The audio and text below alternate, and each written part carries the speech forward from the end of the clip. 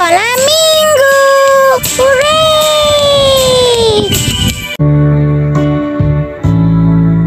Ya Bapa kami di syurga, dikuduskanlah namamu. Terima kasih Bapa untuk hari yang indah ini. Terima kasih Bapa, kerana Bapa telah memberi kami sukacita untuk menaikkan pujian, dan juga kami berdoa untuk semua cikgu-cikgu sekolah minggu dan juga untuk semua kanak-kanak, agar Bapa memberkati dan mengurapi mereka dengan kuasa Roh Kudus-Mu. Terima kasih Bapa untuk jamahan Roh Kudus-Mu dan memenuhi tempat ini dengan kehadiran-Mu. Bapa, kami berdoa dan menyerahkan doa ini ke dalam tangan Anak-Mu Yesus Kristus, Juru Selamat kami. Amin. Suzy dan Jojo. Shalom Suzy. Shalom, Jojo. Suzy ingat kisah minggu lalu di mana ada 4 orang kawan mengusung seorang kawan yang lumpuh kepada Yesus. Ya, Yesus melihat keimanan mereka.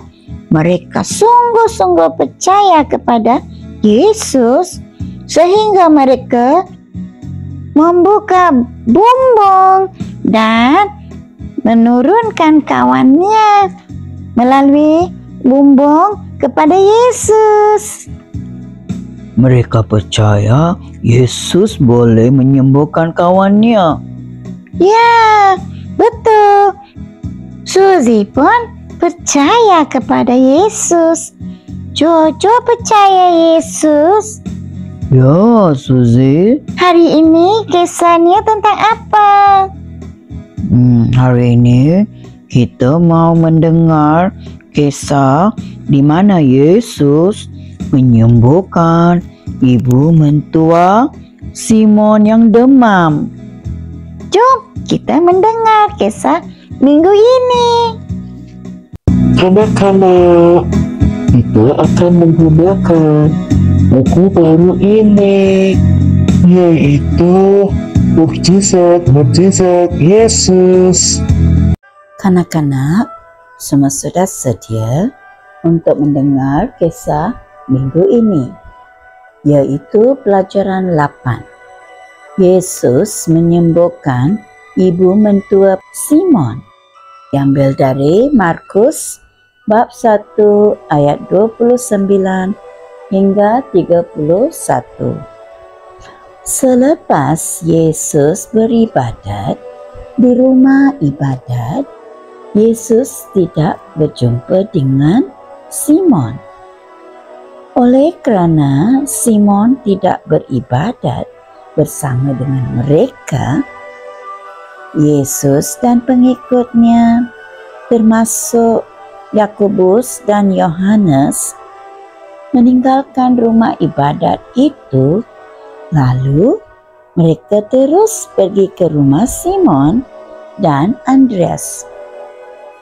Pada waktu itu, ibu mentua Simon sedang terbaring di tempat tidurnya kerana dia demam. Apabila Yesus tiba di situ, dia diberitahukan hal itu, yaitu ibu mentua Simon demam. Yesus pun terus menghampiri ibu mentua Simon. Yesus memegang tangannya, lalu menolong dia bangun.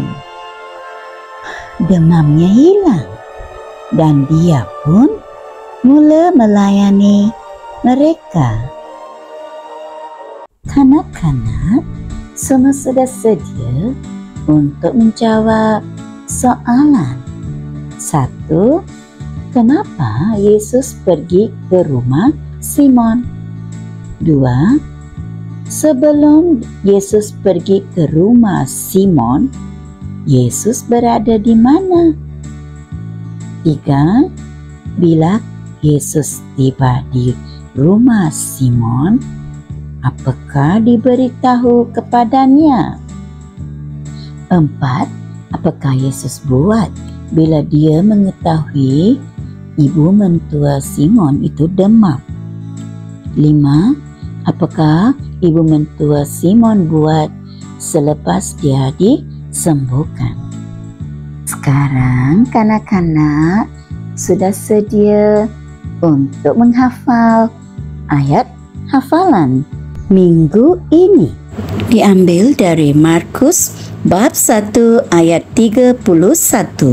Yesus menghampiri ibu mentua Simon, memegang tangannya, lalu menolong dia bangun. Demamnya hilang dan dia pun mula melayani mereka.